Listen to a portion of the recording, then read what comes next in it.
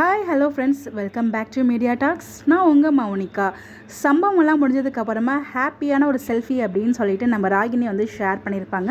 அதுவுமே நம்ம சுவாமி ப்ரோ, அவங்க தாத்தா பாட்டி எல்லாருமே இருப்பாங்க, வெனிலாவும் இருப்பாங்க. பட் ஆனால் அங்கே காவேரி இருக்க மாட்டாங்க. ஐயோ காவேரி இருந்தால் நல்லா இருக்குமே, அச்சோ மிஸ் ஆகிட்டாங்க அப்படி நானுமே ஃபீல் பண்ணியிருந்தேன்.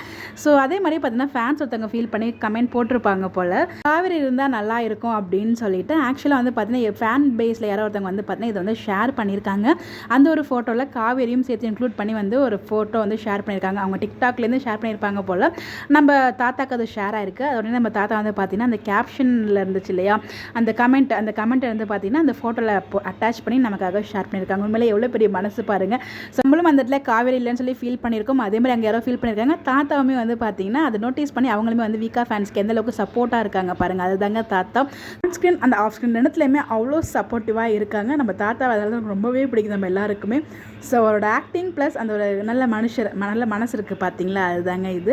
ஸோ அவங்க ஷேர் பண்ணணும்னு அவசியம் இல்லை, பட் அதை போட்டு ஷேர் பண்ணியிருக்காங்க பாருங்கள். அங்கே தான் தாத்தாவோட மனசு தெரியுதா தான் நான் சொல்ல வரேன். இப்போ இந்த ஒரு ஃபோட்டோ வந்து பார்த்தீங்கன்னா வீக்கா ஃபேன்ஸ்க்கு ஹாப்பியாக இருக்கும்னு நினைக்கிறேன். இந்த மாதிரி அப்படியே தெரிஞ்சுக்க நம்மளோட சேனலை ஃபாலோ பண்ணிக்கோங்க. Bye bye.